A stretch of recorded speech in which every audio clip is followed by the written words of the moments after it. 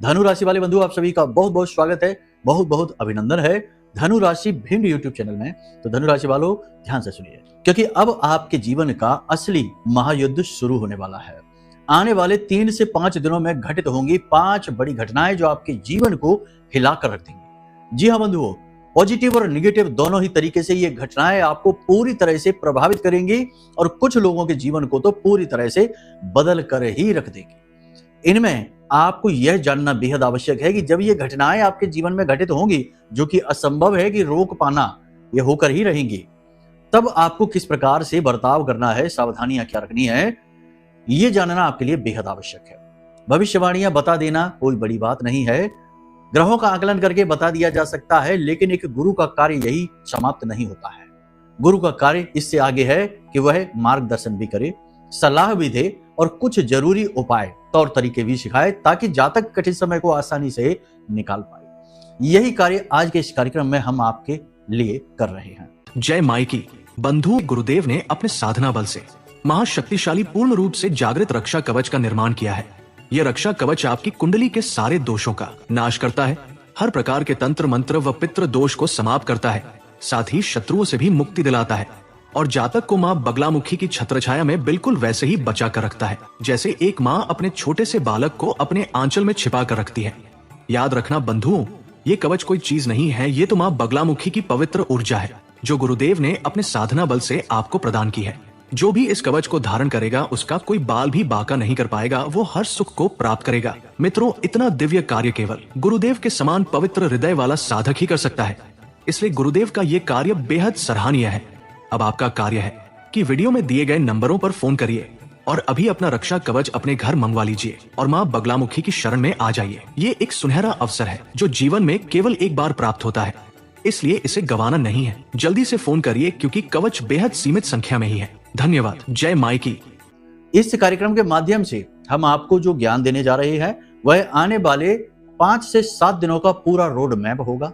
आपको पहले ही पता रहेगा कि आपके साथ क्या होने वाला है, किस प्रकार की घटनाक्रम कैसा परिणाम लेकर आएंगे और उन्हीं के अनुरूप आप अपने निर्णय ले पाएंगे।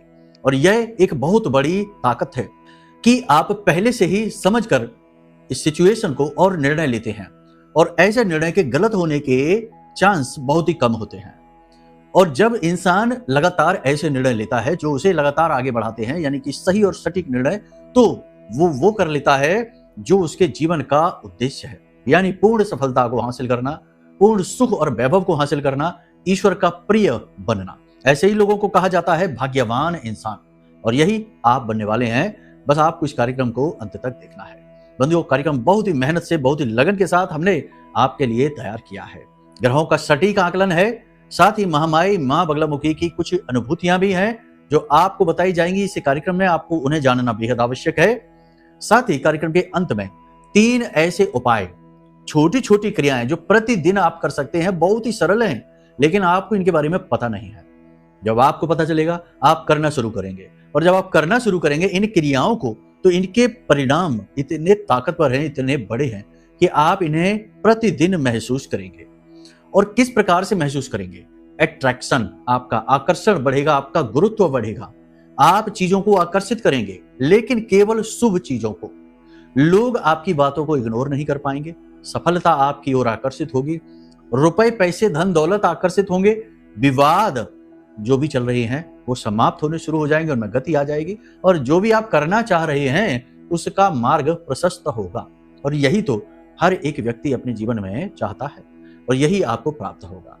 जो उपाय बताएंगे वो पूर्ण रूप से पौराणिक और वैदिक पद्धतियों पर आधारित है, यानी कि स्वयं ही सिद्ध हैं। इन्हें जानना, दैनिक जीवन में इनका प्रयोग करना बहुत आवश्यक है। आपको इन उपायों को जानने के बाद जब आप प्रयोग करना शुरू करेंगे तो खुद ही आप इनके जो प्रभाव है वो महसूस करेंगे। कहने सुनने की ज्यादा आवश्यकता है ही नहीं। कहा जाता है ना कि हाथ कंगन को आरसी क्या, पढ़े लिखे को फारसी क्या। तो वही है कि यहाँ पर तो परिणाम ही अपने बारे में बताएंगे, प्रामाणिकता के बारे में। उम्मीद करते हैं सारी बातें आप समझ रहे हैं, लेकिन सबसे महत्वपूर्ण चीज वो है हमारा भाव। जब तक आप धर्म को नहीं अपनाएंगे, जब तक आप आध्यात्मिकता को नहीं समझेंगे, जब तक आप इस संसार में व्याप्त माया को नहीं समझेंगे, तब तक आप कभी सुखी नहीं हो सकते। लाखों करोड़ों रुपए भी आ जाएंगे, जीवन में ऊंचाइयां भी छुएंगे तब भी व्याकुल रहेंगे, व्यथित रहेंगे, क्योंकि आप माया को नहीं समझ रहे हैं, इस संसार के असली स्वरूप को नहीं समझ रहे हैं। वो स्वरूप क्या है? आध्यात्मिकता की एक छोटी सी झलक इस कार्यक्रम के माध्यम से आपको आज देखने को, जानने को मिलेगी। हमारे अपने अनुभव भी हम आपको बताएंगे। बहुत ही ज्ञानवर्धक, बहुत ही अनुभवशील और बहुत ही आवश्यक समय अनुरूप कार्यक्रम है। इसे इग्नोर करना, छोड़कर चले जाना बिल्कुल वैसा ही है जैसा हमारे गांव देहात में कहावत कही जाती है कि जिस डाल पर बैठे उसी को काट डाला, या फिर अपना पांव कुल्हाड़ी पर खुद ही मार लिया, ऐसा है ना। क्योंकि अच्छी चीजों को छोड़ना तो मूर्खता का कार्य है ही। कहने का मतलब यह है कि कार्यक्रम में अंत तक ठहरिए। कुछ मिनट आपके जीवन के जरूर जाएंगे, लेकिन आपके जीवन के वर्षों वर्ष और आने वाला समय और काल बन जाएगा, इस बात की गारंटी है। चलिए महामाई को याद करते हैं, महामाई को आभार व्यक्त करते हैं। कमेंट बॉक्स में पूरे भक्ति भाव के साथ माँ को याद करते हुए, माँ को याद कर रहे हैं, ये महामाई हैं, सबकी माँ है, तो उन्हें याद करते हुए लिख डालिए, जय माँ बगलामुखी, कृपा करो। माता रानी आपका निश्चित कल्याण करने वाली हैं, तभी आप इस कार्यक्रम को देख रहे हैं। भाव यदि गहरा है तो कमेंट बॉक्स में लिखिए कि मैं भी माई के परिवार का हिस्सा हूं। माँ बगलामुखी के परिवार का हिस्सा बनना बहुत बड़े सौभाग्य की बात है। हमारी आराध्य देवी हैं और इनका नाम हम आदर से लेते हैं, और हम चाहते हैं कि आप भी इनका नाम आदर से लीजिए। तो प्रेम से मन में याद करिए और बोलिए, हे महामाई माँ बगलामुखी, हमारे जीवन के सारे कष्ट, सारे दुखों को दूर करिए, और हम आपकी शरण में हैं, हमें स्वीकार करिए। इस प्रकार से मन में माई को आभार व्यक्त करिए। यह भाव ही महत्वपूर्ण है, चीजों का कोई मोल नहीं। और हम और आप महामाई को दे ही क्या सकते हैं? कुछ भी नहीं, हम तो खुद ही याचक हैं। आप हमारी बातों को समझें या ना समझें, लेकिन कार्यक्रम में अंत तक जरूर ठहरें। जैसे जैसे हम आगे बढ़ेंगे आपको चीजें समझ में आने लगेंगी। फिर भी यदि आप समझ नहीं पा रहे हैं चीजों को, और आपको लगता है कि फालतू की बातें हो रही हैं, समय खराब हो रहा है, तो विनाशकाली विपरीत बुद्धि, कोई कुछ नहीं कर सकता है, अभी और समय लगेगा, तब आपको ये चीजें, अध्यात्म समझ में आएगा, माँ का भाव समझ में आएगा। उम्मीद करते हैं सारी बातें समझ ली हैं। अब अपने मूल विषय को शुरू करते हैं। जय माई की। बंधुओं, ज्योतिष और तंत्र विद्या के क्षेत्र में आचार्य अमित एक जाना माना नाम है। पूज्य गुरुदेव के साधनाओं और ज्योतिष विद्या के अनुभव बेहद दिव्य है। जी हाँ, पूज्य गुरुदेव ने जिसकी भी कुंडली का विश्लेषण किया और कुंडली के अनुसार उसे सटीक उपाय व महामाई माँ बगलामुखी की विशेष कृपा दी, उसके जीवन में सकारात्मक बदलाव तो आ ही है। फिर चाहे समस्या कितनी ही कठिन क्यों ना हो, समाधान तो अवश्य हुआ है। अब ऐसे में यदि आप भी अपने जीवन की किसी बड़ी समस्या से जूझ रहे हैं, जैसे कि कर्जा बढ़ता ही जा रहा है, काम धंधा और व्यापार सब रुक चुका है, रिश्ते नातों में तनाव हद से ज्यादा बढ़ गया है, पूरा जीवन ही नकारात्मकताओं से भर गया है, तो ऐसे में यही सही समय है जब आप श्रेष्ठ गुरु से मार्गदर्शन प्राप्त करें और जीवन के अंधकार को समाप्त कर दिव्य प्रकाश की ओर कदम बढ़ाएं। वीडियो में दिए गए नंबरों पर तुरंत संपर्क करिए और अपनी कुंडली का विश्लेषण व समाधान पूज्य गुरुदेव के द्वारा करवा लीजिए। देर ना करें, आपके देवी देवताओं के आशीर्वाद से ये मौका खुद चलकर आपके पास आया है, इसे गंवाना नहीं है। अभी फोन करें और गुरुदेव से मार्गदर्शन प्राप्त करें। महामाई आपका कल्याण करें। धन्यवाद। भविष्यवाणियों की चर्चा करेंगे। 5 बड़ी भविष्यवाणियां हैं, ध्यान से सुनिए। ये आपके जीवन की चर्चा है। एक आध दो बातें हो सकता है मैच ना हो, लेकिन अधिकतर आपकी बात आपके जीवन पर मैच करेंगे। आपको अनुभव होगा कि आपके ही बारे में बात हो रही है। सबसे पहला, मेहनत थोड़ी ज्यादा करनी पड़ेगी, यानी कि ये समय और काल है जिसमें आप कुछ करने की कोशिश कर रहे हैं, कुछ बनाने की कोशिश कर रहे हैं, अपने सपनों का पीछा कर रहे हैं, अपने उद्देश्य को तलाश रहे हैं। और ये कोई आसान काम तो है नहीं कि हाथ पर हाथ धरे बैठे हैं मजे से सोफे पे टीवी देखते देखते और हम बड़ा लक्ष्य हासिल कर ले। अरे नहीं साहब, जीवन भर का तप लगता है, बहुत मेहनत, बहुत स्ट्रगल, बहुत दिमाग खपाना पड़ता है, और यही आप करेंगे आने वाले 5 से 7 दिनों में। अभी भी कर रहे हैं, लेकिन अब आप इसकी तीव्रता और बढ़ाएंगे। अपनी सहज ज्ञान और अपनी बुद्धि का आप पूरा निचोड़ निकालेंगे। समय को बिल्कुल भी बर्बाद नहीं करेंगे, व्यर्थ के ख्यालों को दिमाग में जगह नहीं देंगे, एकाग्र रहेंगे। और ये बहुत अच्छी बात है, समय की मांग है। एकाग्र चित्तता एक वरदान है और ये आपको मिल चुका है, इसका पूर्ण प्रयोग करिए। ठीक है। दूसरा, अपनी कमजोरी को किसी को भी उजागर नहीं करना है। आपकी कमजोरियों पर जब दूसरों की नजर पड़ती है ना, तो लोग उसे छोड़ते नहीं हैं, उसका पूरा लाभ लेना चाहते हैं। मानकर चलिए कि आपके पास पैसे आ गए और आपने लोगों के सामने जाकर खुशी खुशी, आप तो भोले वाले हैं, आपको नहीं पता कि लोग क्या सोचते हैं आपके बारे में, आपने खुशी खुशी जाकर लोगों को बता दिया कि अब तो आपका काम बहुत अच्छा चल रहा है, अब तो आपकी इनकम बहुत अच्छी हो गई है, समझ लो आपने अपने लिए गड्ढा खोद लिया।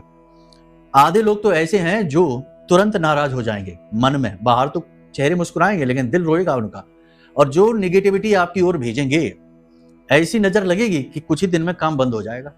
और आधे से ज्यादा लोग ऐसे होंगे जो ये सोच रहे होंगे कि इससे पैसे कैसे लिए जाए, कैसे इसका उपयोग किया जाए, यानी इमोशनल जाल बिछाएंगे आपके लिए और आपकी भावनाओं से खिलवाड़ करते हुए आपके पैसे को लूट लेंगे। पहले भी ये हो चुका है, फिर भी होगा आगे। इसीलिए कह रहे हैं कि जीवन में धनलक्ष्मी आने वाली है, पैसा आने वाला है। नौकरी, व्यापार सब बहुत अच्छा नहीं लेकिन ठीक ठाक चलेगा, संतुष्टिदायक रहेगा, लेकिन बखान नहीं करना है, अपनी कमजोरी को नहीं बताना है, ठीक है। दूसरों की नजर इस पर नहीं पड़नी चाहिए। एक और बात, लांछन लग सकते हैं। लांछन कैसे? विपरीत लिंगी के प्रति, अपोजिट जेंडर की ओर आप आकर्षित हो सकते हैं, तो ये नहीं करना है ना। देखो ये चीजें होती हैं, और जब ये चीजें होती हैं कि हमारा आकर्षण बढ़ जाता है एकदम से, कभी कभी ऐसा होता है, तो अपोजिट जेंडर के लोग हमारी ओर आकर्षित होने लगते हैं। तो हमें यहाँ पर दो ऑप्शन मिलते हैं, या तो हम बह जाएं भावनाओं में और अपने चरित्र को नीचे गिरा दें, या फिर हम अडिग रहें और अपने चरित्र को न गिरने दें और सामने वाले का भी मार्गदर्शन करें और उससे भी कहें कि ये सही नहीं है। अगर आप दूसरा रास्ता चुनते हैं तो आपने धर्म युद्ध में विजय प्राप्त की है। यही तो भगवान श्री कृष्ण ने अर्जुन से कहा था कि धर्म युद्ध क्या है। धर्म युद्ध ये है कि जब बुरे मार्ग पर चलना ज्यादा सुखदायी हो जाए और अच्छे मार्ग पर चलना सुखदायी ना रहे, उल्टा कष्टदायक हो जाए, फिर भी आप अच्छे मार्ग पर चलें और कष्टों को सहें, यही है धर्म युद्ध में विजय का मार्ग। और आप खड़े होकर सोच रहे हैं कि इसे चुने रास्ते को या उस रास्ते को चुने, तो यह है धर्म युद्ध।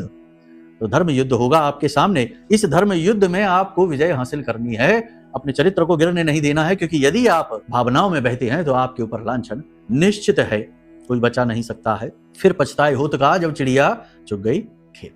तो सावधान रहना है, ठीक है। देखो ये चीजें हम आपको बिल्कुल ऐसे बताते हैं जैसे आप हमारे सामने ही बैठे हैं, और हम भाव भी यही रखते हैं। देखो आप साधकों से, आप पूजा पाठ अनुष्ठान करने वालों से, भक्तों से और उम्मीद ही क्या करेंगे?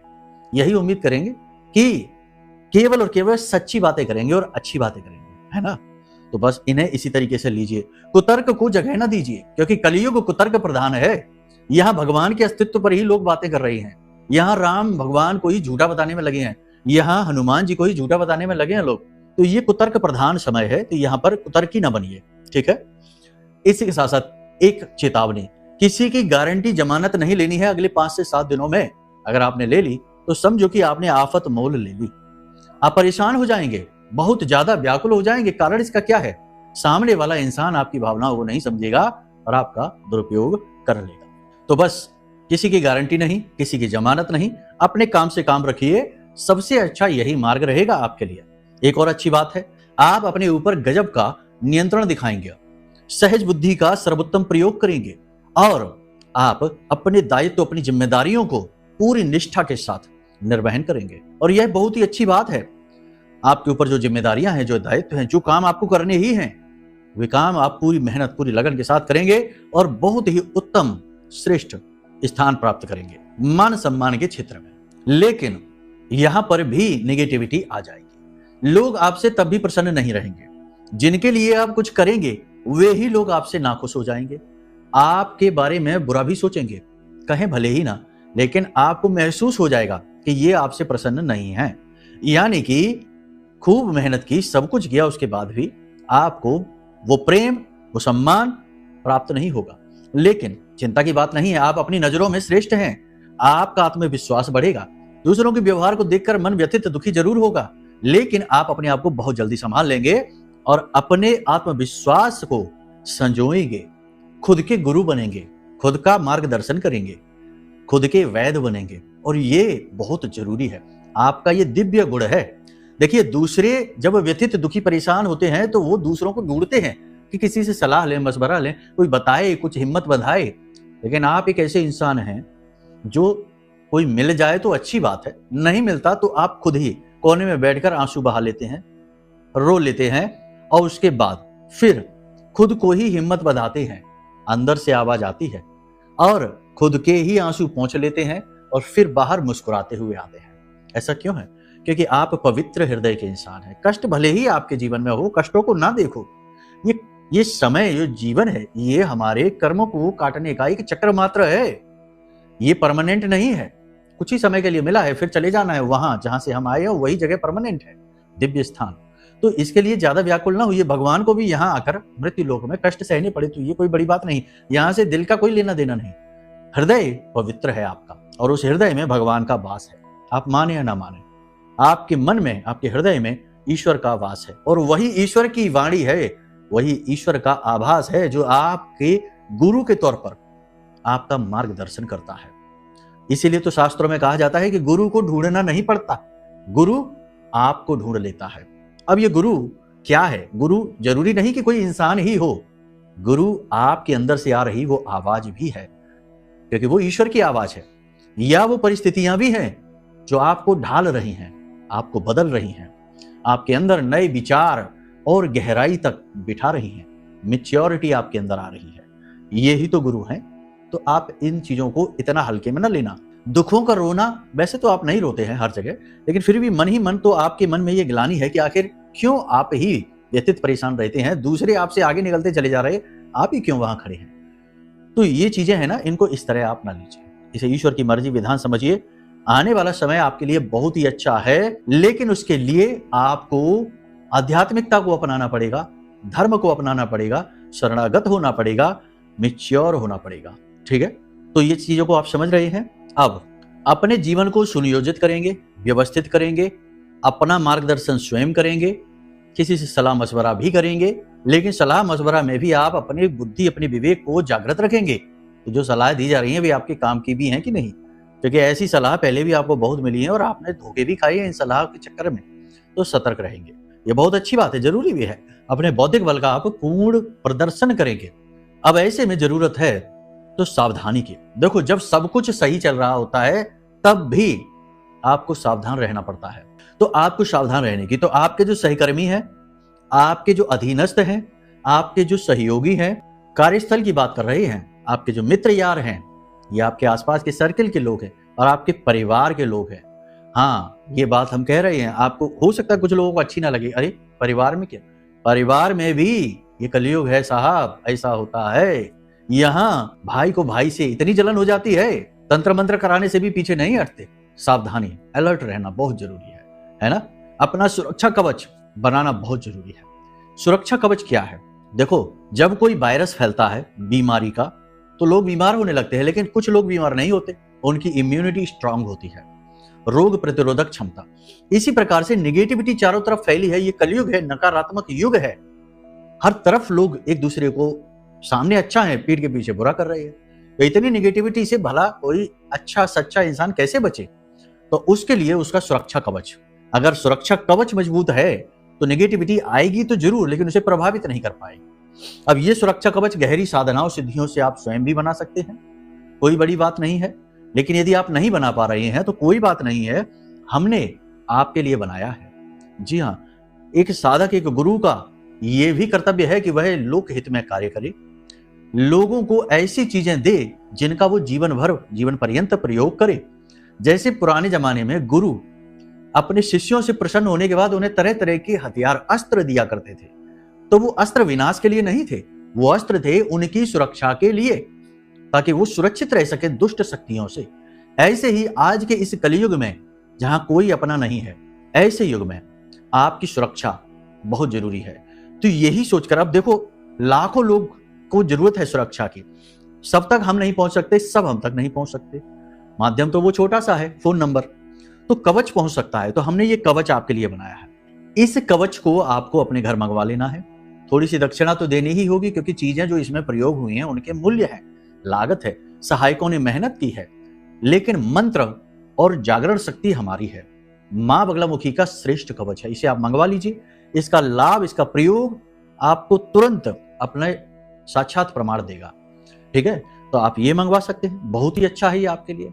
बाकी आप अपने ऊपर कार्य करिए, अपने सद्गुणों को बढ़ाइए, एकाग्रता को बढ़ाइए, पूजा पाठ, अनुष्ठान, ध्यान आदि में अपनी रुचि को बढ़ाइए, इससे भी आपकी इम्यूनिटी बढ़ेगी। ठीक है, जोड़ों में आपके दर्द रह सकता है या किसी प्रकार की चोट लग सकती है, कफ वात से जुड़े हुए रोग आपको परेशान कर सकते हैं, हृदय की गति बढ़ सकती है, शुगर वाले पेशेंट हैं वो परेशान हो सकते हैं, शरीर का ताप बढ़ेगा। ठीक है, बुखार, सुस्ती, थकावट रहेगी काम की अधिकता की वजह से। पानी आपको अधिक पीना है और अपने खाने का, अपने भोजन का विशेष ख्याल रखें। हल्का सुपाच्य भोजन लेना है। तली हुई चीजें, भारी भोजन और फास्ट फूड आदि से थोड़ा सा दूर रहें। ये 5 से 7 दिनों की चेतावनी है। वैसे तो ये ऐसी खराब चीजें कभी भी नहीं खानी चाहिए, लेकिन अभी फिलहाल इसके लिए बहुत ज्यादा सावधान रहें, ठीक है। पेट खराब हो सकता है, तबीयत ज्यादा खराब हो सकती है और भी नाना प्रकार के रोग परेशान कर सकते हैं। अब संपत्ति का जो विवाद कोई है यदि आपका चल रहा है तो विवाद बढ़ जाएगा, मामला और उलझ जाएगा और स्थिति गंभीर भी हो सकती है। अपनों से ही युद्ध हो सकता है, जैसे कि अर्जुन का अपने ही भाई बंधुओं के साथ हो गया था, है ना। शास्त्र में जो चीजें बताई गई हैं वो कोई कहानी नहीं है, वे पहले घट चुकी घटनाक्रम हैं। और वे घटनाक्रम क्यों लिखे गए हैं कहानी के तौर पर, ताकि हम सीख सकें कि ये तो रिपीट होती रहेंगी चीजें। तैयारी रखनी है, मानसिक तैयारी, ठीक है। किसी का बुरा नहीं करना है, किसी के लिए मन में बुरा सोचना भी नहीं है, बस अपने लिए अच्छा सोचना है, अपना अच्छा करना है ना। ये मानसिकता रखनी है। जब हम ये कहते हैं कि नेगेटिव है पूरा संसार, तो इसका मतलब ये नहीं है कि सभी नेगेटिव, सभी बुरे लोग हैं, अच्छे लोग भी हैं, लेकिन बहुत कम है, चुनिंदा। अब ऐसे में आपको सबके लिए बुरा नहीं सोचना है, सबका अहित या सबके लिए उल्टी सीधी भावनाएं मन में नहीं रखनी है, वो आपका काम नहीं है। आप बस अपने लिए अच्छा सोचिए, अच्छी भावनाएं रखिए, अपने आप से प्रेम करिए और सबसे ज्यादा प्राथमिकता आप अपने आप को दीजिए। स्वार्थी बन जाइए, यही है, यानी स्व का अर्थ खोजिए।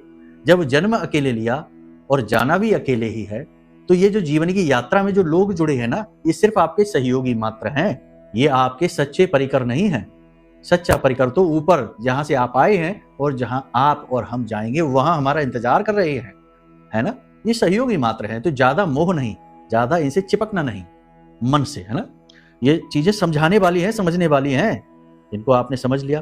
अब बात करते हैं वो 3 क्रियाओं की, उपायों की, जिन्हें आपको प्रतिदिन करना है। माँ तुलसी का पत्ता, वृंदा देवी हैं, बहुत ही पवित्र है। कहा जाता है कि जिस घर में नेगेटिविटी जरा सी भी आती है तो पहले तुलसी का पौधा सूखता है, क्योंकि वो नेगेटिविटी को सोख लेता है, ढाल बन जाता है। इसीलिए हमारे यहाँ हिंदुस्तान में, वैदिक परंपरा में, हर एक हिंदू के घर में तुलसी का पौधा अवश्य होगा। कोई और पौधा हो या ना हो, लेकिन तुलसी का पौधा अवश्य होगा। इसीलिए तो है, ताकि नेगेटिविटी से बचाया जाए। घर के केंद्र में, ब्रह्म स्थान में लगाया जाता है, ताकि पूरे घर को सुरक्षित करे, एक दायरा बनाकर। अब तो लोग ना जाने कहां कहां रख देते हैं। खैर, तो ये आपको क्या करना है कि जब भी आप घर से बाहर निकले, तुलसी का एक पत्ता छोटा सा तोड़िए, माई से अनुमति लेकर। ऐसे नहीं कि गए और तोड़ा और ले लिया, नहीं, हाथ जोड़कर माई से निवेदन करिए कि माँ, हम आपसे आशीर्वाद स्वरूप एक पत्ती लेना चाहते हैं। ये पत्ती आपको लेनी है। और जब आप घर से बाहर निकल रहे हो उस समय, क्योंकि अब आप जा रहे हैं संसार में, घर पवित्र है, संसार में तमाम अपवित्रताएं हैं, नकारात्मकताएं हैं, उनसे बचना है। तो ये जो तुलसी का पत्ता है, इसे अपनी जुबान पर रखना है, चबाना नहीं है, निगलना नहीं है, इसे बस मुख में थोड़ी देर के लिए रख लेना है, प्रेम समझकर, माई का, है ना।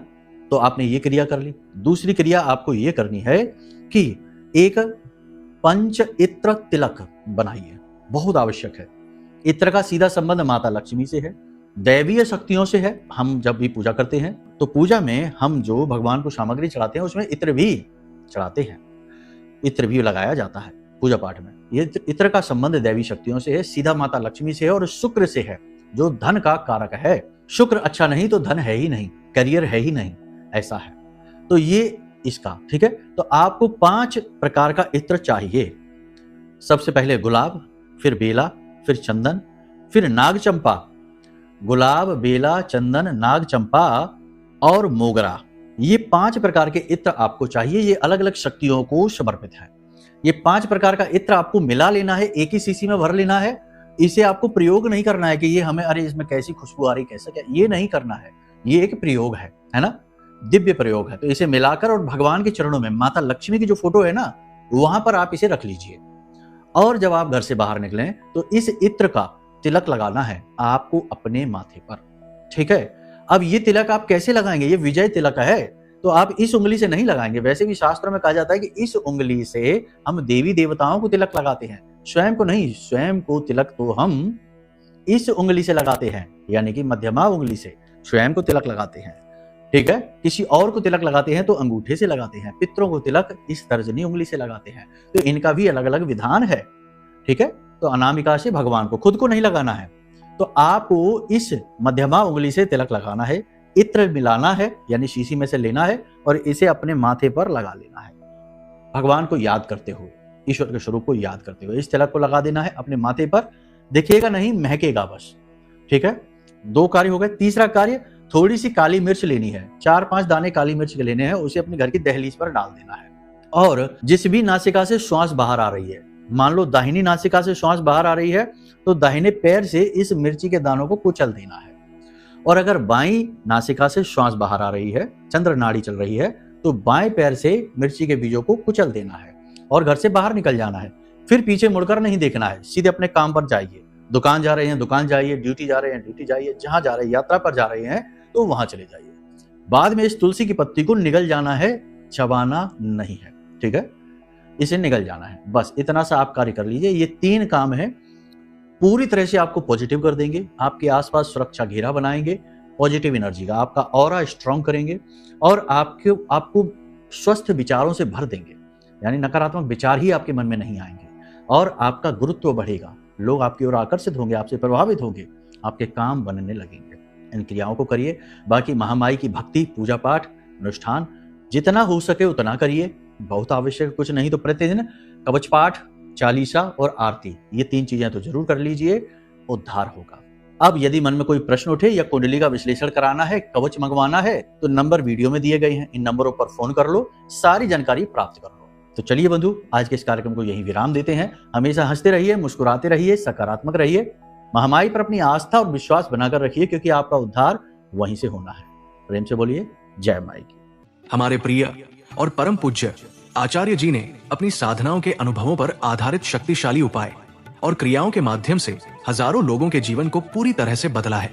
आचार्य जी के द्वारा बताया गया हर एक उपाय इतना सटीक और कारगर होता है कि जो भी इसे पूरे भाव के साथ कर लेता है, उसे साक्षात महामाई की कृपा और आशीर्वाद प्राप्त हो जाती है। इसलिए निसंकोच इन उपायों को पूरे भाव के साथ करिए, आपका कल्याण होगा। जय माई की।